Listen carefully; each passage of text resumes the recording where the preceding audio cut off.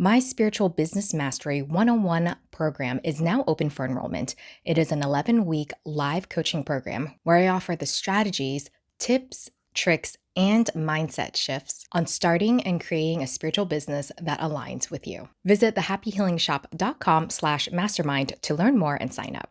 Enrollment is closing in the next week.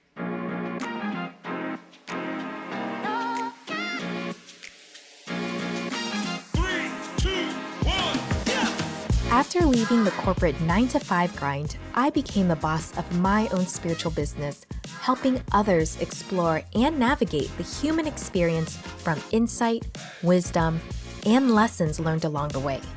Today, I help aspiring spiritual entrepreneurs gain the confidence to share their gifts with the world. Welcome to the Happy Healing Shop podcast. I'm your host, Trang Pham Nguyen, and each week we'll dive into incredible stories of strength, resilience, and transformation. So, if you are ready for some serious breakthroughs, laughs and tears, and stories that will inspire you, you are in the right place, my friend. Let's get started. Welcome to another episode of the Happy Healing Shop podcast. Today, I will be talking about a topic that someone brought up to me, and it was how to defeat imposter syndrome, how to pivot and navigate, and getting over that hump. And this is something that I've had to deal with, and I also noticed that most people have to deal with. It doesn't have to do with even starting your own spiritual business. It can be just creating a change in your life, a new habit, a new pattern. And it's really difficult because 80% of it is going to be mindset, and the 20% is really carrying it out. There is a lot of fear, a lot of anxiety that I see when, I guess in a way, it's putting yourself out there, right? So not looking perfect. I know many people that feel uncomfortable putting themselves on camera. I mean, even I did in the beginning too.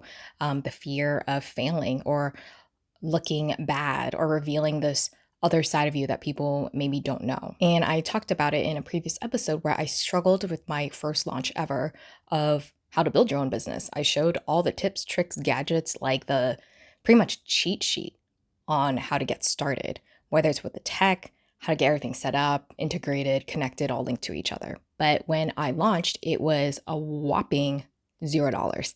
And I remember thinking to myself, not more so much that trying your failure, just more of why aren't people buying? Why aren't people?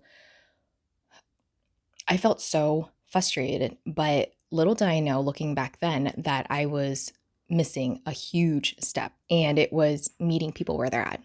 It is meeting people where they are so scared, even at the thought of it. They're not even ready to even start off with it, or they have a lack of self-confidence, self-doubt.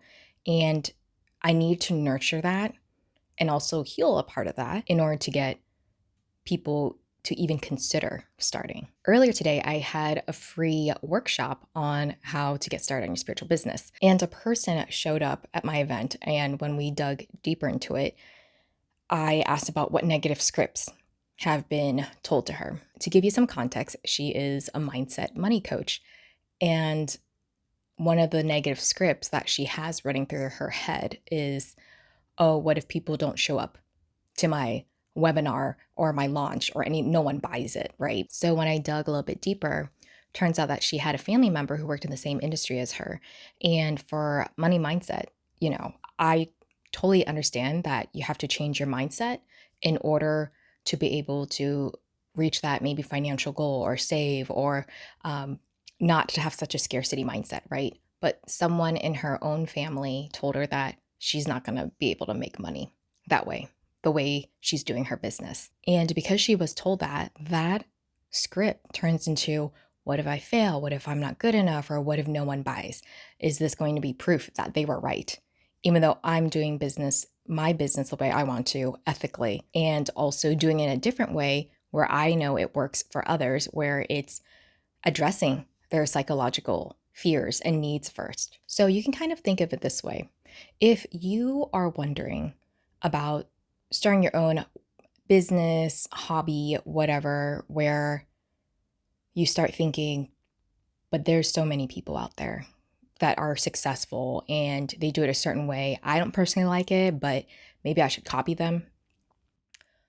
I want you to pause and think about who you are, what makes you unique, the ideas you bring to the table, And there will be people who like you for you, the way your messaging is. So I like to try to say, imagine restaurants, books, they're a perfect example. There are so many Italian restaurants out there.